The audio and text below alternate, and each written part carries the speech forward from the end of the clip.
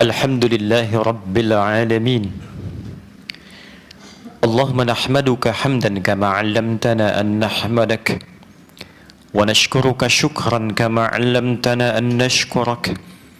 Antal muqaddim wa antal muakhir, biyadikal khair innaka 'ala kulli syai'in qadir. Nashhadu an la ilaha illallah wahdahu la syarika lah, wa nashhadu anna Muhammadan 'abduhu wa rasuluhu alladzi la nabiyya ba'dah. Allahumma fasalli wa sallim wa barik ala hadzal nabiyyil karim ar-rasulil amin nabiyyina wa sayyidina Muhammadin wa ala alihi wa sahbihi ajma'in wa dhurriyyatihi wa ummatihi ila yaumiddin. Amma ba'd, faya ibadallah, ahbaballahi wa ahbaba rasulihi sallallahu alaihi wasallam, usi nafsi wa iyyakum bitaqwallahi faqad fazal muttaqun, fala tamutunna illa wa antum muslimun. Faqala ta'ala mudhakkiran bidzalik, ya ayyuhalladzina amanu ittaqullaha haqqa tuqatih wa la tamutunna illa wa antum muslimun. Hadirin jamaah Jumat rahimani wa rahimakumullah. Mengawali khutbah Jumat ini, khatib ingin menguatkan pada diri pribadi dan mengajak kita semua untuk meningkatkan takwa kita kepada Allah Subhanahu wa taala, sekaligus syukur kita kepada Allah Subhanahu wa taala. Sering khatib ungkapkan bahwa di antara sekian hamba Allah yang berkehidupan, kita masih diberikan kenikmatan untuk beriman. Satu nikmat yang mahal yang tidak dapat dibeli dengan materi dunia. Alhamdulillah, dari sekian hamba Allah yang mengaku beriman sampai detik ini, kita masih diberikan kemampuan oleh Allah untuk membuktikan keberimanan itu dengan menunaikan salat Jumat berjamaah.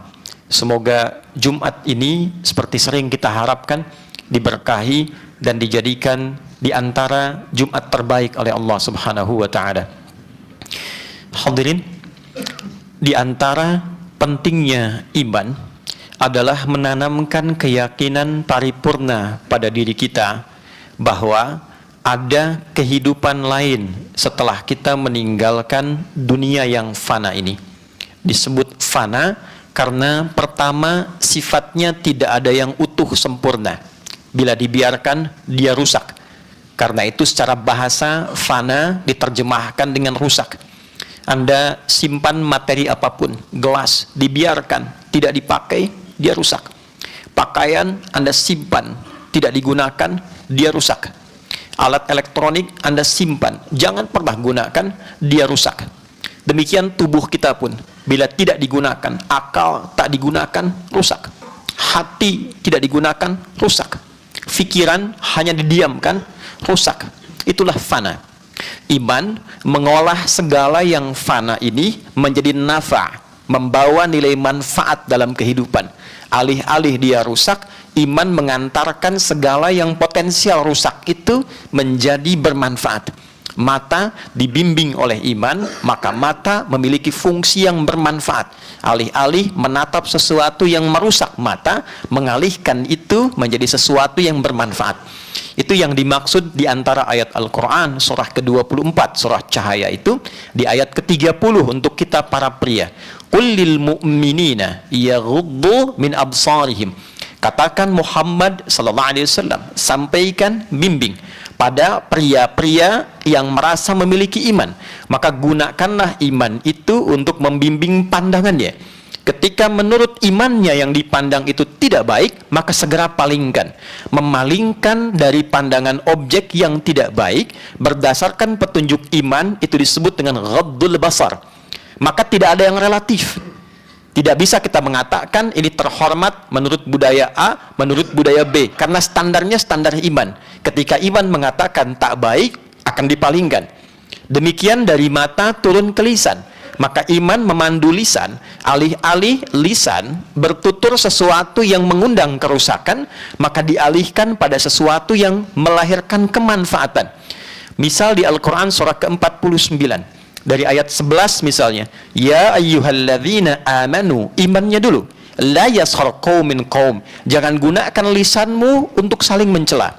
Ayat 12-nya ditegaskan lagi setelah dibuka dengan kata iman. La yaghtab ba'dukum ba'da, jangan gunakan lisanmu untuk bergibah, membuat hoax, merendahkan orang lain. Merendahkan itu kerusakan. Mencela itu potensi mengandung rusak. Maka dialihkan pada fungsi lisan yang baik supaya terjaga dan terhormat. Ditegaskanlah oleh Nabi di antara sabdanya, man kana yu'minu billahi wal yaumil akhir falyaqul khaira aw liyasmut. Maka siapapun, man itu konjungsi yang sekaligus menunjuk kepada satu objek, isim mausul dalam bahasa Arab disebutnya, dan dia menunjuk pada sifat personal tapi maknanya general.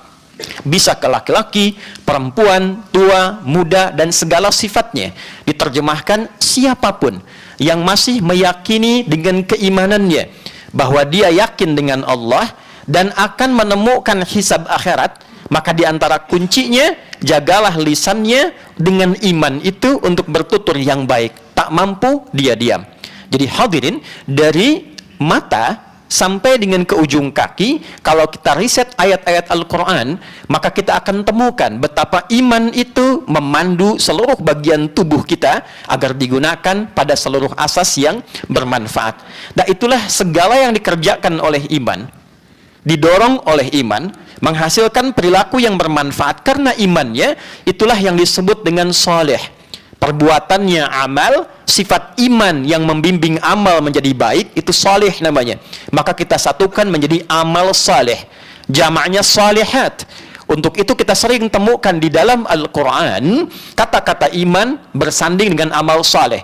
Baik umum kalimatnya amal salih atau detil perilakunya, detil pekerjaan amal salihnya. Quran surah 103, wal asr, aku bersumpah kata Allah dengan waktu dan kesempatan yang aku berikan pada hambaku untuk beraktivitas 24 jam dalam sehari, sepekan 7 hari. Demikian selanjutnya, innal insana, sungguh tanamkan pada hatimu yang paling dalam, manusia dengan segala aktivitas kesibukannya itu berpeluang lafi khusr, mendapatkan kerugian. Khasara itu kerugian yang diakibatkan karena kerusakan. Rusak menggunakan fungsi lisan, rugi. Begitu mencela, diaktifkan untuk menghina, melecehkan orang, maka kerugian akan berdampak.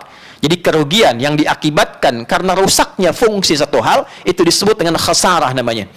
Illalladzina amanu, kecuali alladzina, disebutkan 1080 kali dalam Al-Quran, menunjuk sifat komunal dalam bentuk jamak tanpa sekat. Kecuali orang-orang yang amanu, dia mengaktifkan fungsi imannya. Dia beriman, yang dengan iman itu wa amilus salihat, dia gunakan imannya untuk memandu seluruh bagian yang terkait dengan dirinya, tubuhnya, pakaiannya, perangkat hidupnya, apapun itu dia bimbing menggunakan imannya. Bagaimana pakaian ini dikenakan dengan iman? Tentu ada aturannya. Apa yang harus digunakan? Seperti apa sifatnya? Bagaimana makan menggunakan iman? Apa yang harus dimakan? Apa yang tidak boleh dimakan? Demikian seterusnya, dari yang terkecil sampai yang paling kompleks. Wa amilus salihat, perbuatan yang didorong dengan sifat iman itu maka melahirkan kebaikan yang dibenarkan oleh iman, itulah saleh. Wa amilus salihat. Maka dilatihlah kita untuk melahirkan perilaku tadi, karakter iman namanya. Jadi ada karakter yang didukung oleh sifat takwa, melahirkan karakter moral, lahir kepemikiran disebut dengan karakter intelektual, melahirkan perilaku disebut dengan karakter kinerja. Nah, karakter iman ini mengaktifkan karakter moral untuk membimbing sifat intelektual sehingga melahirkan karakter kinerja yang saleh, kinerja lisan yang saleh, kinerja telinga yang saleh, kinerja kaki yang saleh. Itulah amilus salihat. Maka dilatihlah dengan apa yang disebut dengan ibadah. Salat melatih seluruh bagian fungsi tubuh itu agar soleh. Karena itu kalimat iman pertama kali dalam Al-Quran disandingkan dengan salat. Alladzina yu'minuna bil ghaibi, iman wa yuqimuna shalah. Iman dilatih dengan salat. Apa fungsinya? Ditafsir di Quran surah Al-Ankabut, surah 29 ayat ke-45. Inna salata tanha 'anil fahsya wal munkar. Salat yang dikerjakan dengan benar itu dia mengalihkan, dia mencegah Dia menghindarkan dari segala macam bentuk kerusakan, baik itu fahsya, perbuatan keji yang didorong oleh nafsu syahwat, zina, maaf kata-kata kotor, jorok, ya, termasuk di dalamnya LGBT misalnya, homoseksual, porno aksi, pornografi, itu fahsya. Mungkar, keburukan yang diingkari oleh hati kita. Sumbernya nafsu perut dan akal. Korupsi, mencuri, menyogok, menipu, membunuh, merampok, berselisih, dan turunan-turunannya itu mungkar. Nah, sholat itu latihan menguatkan iman, yang dengan itu tercegahlah dari perbuatan-perbuatan yang rusak. Demikian puasa dibuka dengan kata iman. Ya ayyuhalladzina amanu kutiba alaikumussyam. Demikian turunan yang lainnya. Pada akhirnya, puncak dari iman itu adalah memberikan keyakinan paripurna. Mengapa kita mesti sholat, mengapa kita puasa, mengapa kita menjadi baik dan meninggalkan legasi kebaikan di muka bumi ini? Karena pada hakikatnya dunia bukan tempat tinggal, tapi dunia tempat meninggal. Inilah tempat yang berfungsi mengaktifasi iman kita dan meninggalkan legasi amal soleh, sehingga tugas itulah yang kita pertanggungjawabkan saat pulang kepada Allah. Ini tugas utama kita, hanya mengumpulkan amal soleh, aktivasi iman, kemudian lengkapi itu dengan amal soleh apapun bentuknya. Amal soleh ritual, ada salat, ada bacaan Al-Quran, ada zakat, ada zikir. Amal soleh dalam muamalah sosial, Anda bekerja, bisa di kantor dengan apapun profesinya. Anda menjadi pebisnis, pengusaha, pedagang, di birokrasi, di diplomasi, silahkan. Tapi pastikan semua itu berupa amal soleh. Kenapa? Karena nilai amal soleh itulah yang hakikatnya menjadi bekal kita saat pulang. Yang kita kerjakan saat ini dengan perangkatnya dan instrumen seluruhnya, itu tinggal di dunia. Itulah sebabnya kenapa diumumkan dengan kencang, telah meninggalkan dunia. Dan semua perangkat duniawi itu ditinggalkan. Pakaian ini kita akan lepas. Alat-alat yang menjadi ID kita, yang kita gunakan, handphone, apakah itu kendaraan, apakah itu roda 2, 4, dan sebagainya, apakah kacamata, jam tangan, dan sebagainya, itu sifat duniawi, hilang kita tinggalkan. Yang dibawa pulang itu apa? Nilai imannya, amal solehnya. Dan itu yang menguatkan kita bahwa satu saat kita pulang, wabil akhirati hum yuqinun. Akumulasi iman yang dilatih dengan amal soleh, puncaknya melahirkan keyakinan paripurna. Yakin itu bahasa Arab, ya, satu kesempurnaan iman yang tertanam pada jiwa itu disebut yakin. Yakin itu dasarnya iman. Berbahagialah kalau ada orang yang mengatakan yakinlah, artinya sudah punya dasar iman.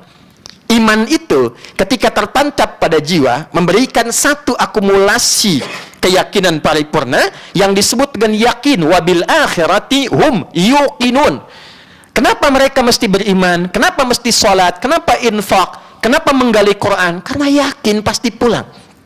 Dan dengan keyakinan itulah kita pula Jumatan. Bukankah Jumat dibuka dengan kalimat iman? Dengan nama surahnya Al-Jumu'ah. Di ayat ke-9 itu, ya ayyuhalladzina amanu idza nudiya lis-salati min yaumil jumu'ati fas'au ila dzikrillah wa dzarul bai'.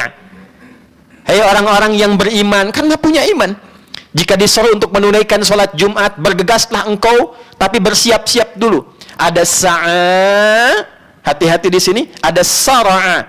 Sara'a itu bergegas tanpa perlu persiapan. Anda ingin taubat menggunakan sara', wasari'u ila maghfiratin min rabbikum. Ali Imran ayat 133. Bergegaslah Anda untuk istighfar, taubat, koreksi diri. Sara'a yusari'u, saling mengingatkan, ada tafa'ul di situ yang mufa'alah. Saling ingatkan untuk taubat. Kalau ingin taubat, tak usah banyak persiapan. Dosa siang jangan taubat, ditunggu malam. Boleh jadi sore meninggal. Ketika keliru istighfar, datang minta ampun. Tapi untuk Jumatan menggunakan sa'a, fas'au, sa'a yas'a, bergegas dengan persiapan. Tahu jadwal Jumat 11.57, setengah 12 siap-siap. Wudhu yang baik, kenakan parfum yang bagus, berangkat sa'a. Anda tinggalkan kemudian aktivitas bisnis dulu. Anda tinggalkan aktivitas dagang duniawi. Pertanyaannya, bagaimana mungkin Anda bisa meninggalkan semua transaksi duniawi itu kalau bukan karena dorongan iman? Apa yang mendorong Anda untuk datang Jumatan? Orang-orang yang tidak memiliki atau lemah dalam faktor imannya, Mungkin akan dikalahkan oleh kepentingan dunianya. Harian ada proyek, nilainya sekian ratus M, sekian triliun. Apa yang menjadikan Anda bisa menyimpan itu dan dilakukan pasca Jumat? Kuncinya, ya ayyuhalladzina amanu. Fitrahnya bekerja, kita akan pulang. Kita akan pulang. Maka Allah ingatkan melalui Jumat ini, ila zikrillah, coba ingat-ingat. Ila zikrillah, zikrullah selama sepekan ini. Bekal akhiratnya jangan-jangan dikalahkan selama sepekan oleh bekal dunianya. Berapa kali bangun sebelum gelap hanya untuk mencari dunia, dibandingkan dengan bangun persiapan sebelum subuh untuk akhiratnya. Berapa kali sehari kita baca berita untuk meluluskan informasi kita, menambah wawasan kita, dibandingkan dengan baca Al-Quran sebagai pedoman kehidupan kita. Berapa kali dari bacaan Al-Quran itu yang kita amalkan? Membaca ayat mata untuk membimbing mata, membaca ayat tentang suami untuk menjadi suami yang baik, membaca ayat tentang ayah untuk menjadikannya sebagai pedoman dibawa ke rumah tangga menuju ayah yang baik, demikian seterusnya. Sementara kita katakan saya ingin ke surga, bahkan ingin firdaus, bahkan ingin bertemu Rasulullah SAW. Tanyakan balik, berapa bekal iman yang telah dikumpulkan untuk menguatkan keyakinan sehingga melahirkan satu nilai amal soleh yang paripurna. Karena kunci surga itu dua, iman, amal soleh.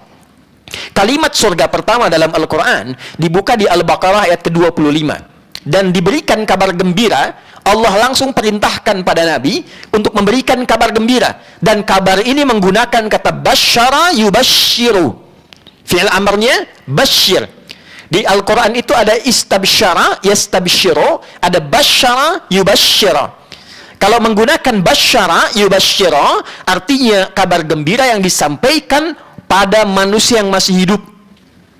Istabsyara, yastabsyiru, kadang digunakan untuk menyampaikan satu pesan penting kegembiraan dari yang telah meninggal, ingin disampaikan pada yang hidup, cuma nggak sampai. Harapan. Wa yastabshiruna billadzina lam yalhaqu bihim min khalfihim alla khaufun 'alaihim wa la hum yahzanun. Misal Ali Imran ayat 169 sampai 170 itu. Ada orang yang hidupnya didedikasikan untuk berjihad fi sabilillah dalam konteks kehidupan yang luas. Makannya karena Allah, kerjanya karena Allah, merawat rumah tangga karena Allah. Wafat dia, diberikan kenikmatan di alam kubur, ingin menyampaikan pada keluarganya, jangan meratap, jangan nangis, jangan terlalu bersedih. Aku senang di sini. Wala tahsabanna alladhina qutilu fi sabilillahi amwata bal ahya'un 'inda rabbihim yurzaqun farihina bima atahumullahu min fadlihi wa yastabshiruna billadzina lam yalhaqu bihim alla khaufun 'alaihim wa la hum yahzanun. Saking senangnya mereka, bahagianya mereka, ingin katakan, jangan nangis, jangan sedih, kami senang di sini. Kalau bisa engkau kumpulkan banyak amal soleh dengan iman, cepat nyusul ke sini. Di sini lebih enak. Tidak ada lelah lagi, nggak ada capek lagi. Itu istabsyar.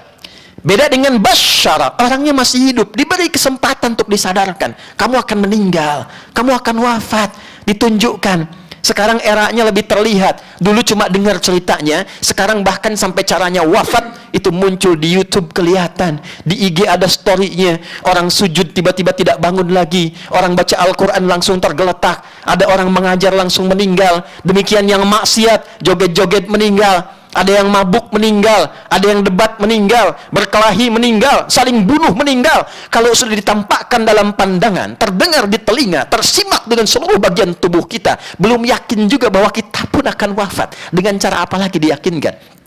Wa basyiril ladzina amanu, iman.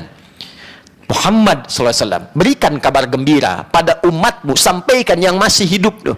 Nabinya meninggal, ayatnya abadi pada kita saatnya yang masih hidup. Kalau masih merasa punya iman, wa amilus shalihat, cepat manfaatkan kehidupanmu untuk mengoleksi amal soleh. Koleksi sebelum meninggal. Annalahum jannatin tajri min tahtihal anhar. Dan yakinkan pada dirimu, dengan amal soleh didorong oleh iman itu yang bisa mendapatkan surgamu. Jadi kita ini telah melewati banyak episode kehidupan untuk melihat si fulan meninggal, berita luar biasa, dan ditampakkan bagaimana yang soleh dan yang salah. Nah, ditampakkan itu untuk mengingatkan kita, berikutnya kita yang pulang. Maka kata Al-Quran, berikan kabar gembira pada yang masih merasa punya iman, manfaatkan waktu sebaik-baiknya untuk menunaikan amal soleh. Hapus yang salah, banyakkan yang soleh. Jadi apapun itu. Karena pada akhirnya, orang-orang yang setelah diberikan pengingat, tetap abai dengan itu. Dan dia memilih jalannya pada yang salah. Di akhirat, ketika tidak sampai bekalnya ke surga. Dan mesti masuk dia ke dalam neraka, yang muncul hanya penyesalan, dan faktornya banyak. Al-Baqarah misalnya 166. Idh tabarra'a alladhina tubi'u minal ladhina ittaba'u wa ra'awul 'adzaba wa taqatta'at bihimul asbab. Wa qala alladhina ittaba'u law anna lana karratan fanatabarra'a minhum kama tabarra'u minna. Ketika contoh keburukan yang sering diikuti itu berlepas diri dari penyebab hamba ini masuk neraka. Siapa contoh keburukan ini? Syaitan. Sering diikuti. Baik yang tidak tampak binal jinnati. Nanti diaktifkan nafsunya. Alih-alih Jumatan, sudahlah. Jumatan nanti bisa pekan depan lagi. Sekarang dibawa untuk meraih kenikmatan dunia yang sementara. Ada yang melakukan A, melakukan B. Maksiat dia. Meninggal dalam keadaan maksiat. Saat dihisab, itu yang membisikkan berlepas diri. Bahkan nanti santai aja jawabnya, aku kan nggak maksa, aku cuma ngajak, salah kamu ikut. Dalam situasi itu, ini hamba mau jawab apa? Nanti ada marah itu. Ada yang karena pimpinan, karena pembesar, dipaksa bermaksiat, dia ikut. Di Al-Ahzab ayat 67 itu jelas itu.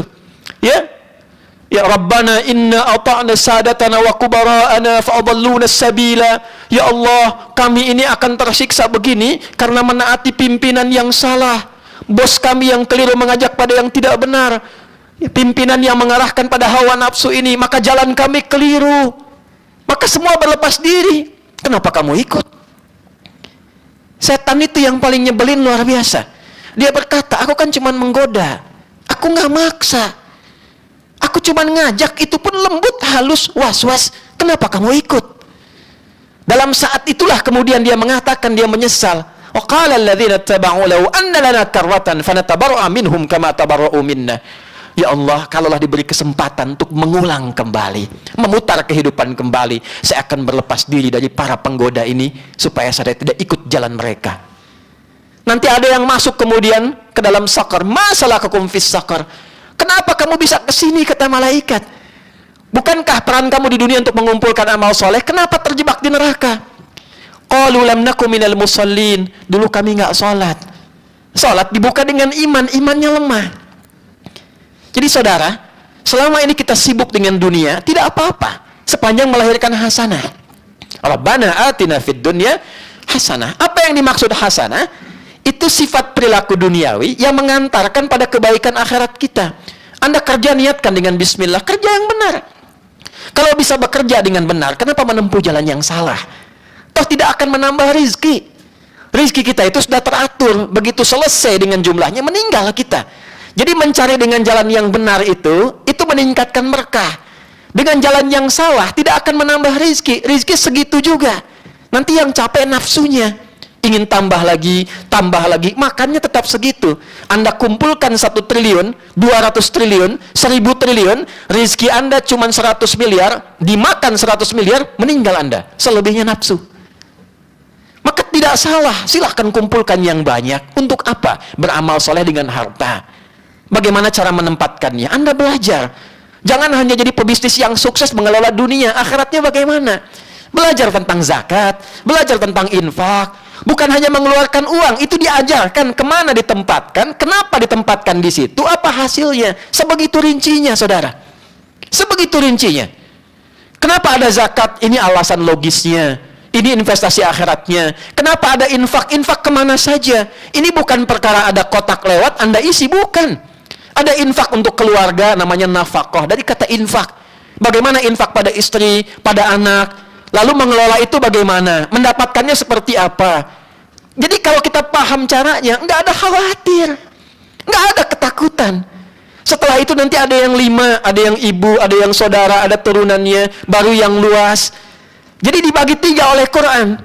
Ya, dijelaskan dulu yang bagian kita, yang paling dekat dengan kita. Yang privilege yang paling dekatnya, VVIP-nya. Istri, anak-anak. Cukup dari sini, nanti lebarkan sedikit ke saudara, keluarga, orang tua. Nanti lebarkan ke yang jauh. Anda punya tabungan untuk diri Anda, dibuka untuk beramal, dibuka yang jauh. Kalau paham fikih ini, apapun yang Anda kerjakan dalam dunia bisnis, Allah berikan rezeki bahkan tak terbatas untuk Anda kelola. Kadang dibatasi, bukan nggak pengen ditambah lebih, karena belum bisa mengelola. Khawatirnya dipakai maksiat lagi, kumpulkan dosa lagi. Nah, ini mesti paham fikihnya. Yang ilmu demikian. Yang dengan kedudukan mesti mengerti. Walaupun dilantik, ada jabatan, ada pinnya, itu dipertanggungjawabkan. Dan resikonya tidak mudah. Paling singkatnya meninggal. Saya ingatkan sekali lagi, meninggal. Mudah-mudahan apa yang disampaikan ini memberikan penguat kepada diri kita. Setidaknya di Jumat ini, kita punya satu lembaran baru yang akan kita tuliskan menjelang bergantinya tahun yang baru, di hari yang baru, di bulan yang baru. Pekan depan akan menjadi Jumat terakhir di tahun 1446 Hijrah. Dan ada 1 tahun terbentang kepada kita kemudian hari. Dan belum tahu apakah Jumat ini adalah pembuka lembaran kehidupan yang baru atau penutup kehidupan kita yang telah kita jalani sampai detik ini. Semoga Allah memberikan hidayah kepada kita, memaafkan, mengampuni dosa-dosa kita, dan membimbing kita menjadi pribadi yang lebih baik dibandingkan dengan hari-hari sebelumnya. Barakallahu li walakum fil Qur'anil azim, wa nafa'ni wa iyyakum bima fihi minal ayati wa dzikril hakim, wa taqabbala minni wa minkum tilawatahu, innahu huwas sami'ul alim. Ud'ullaha yastajib lana wa lakum jami'an.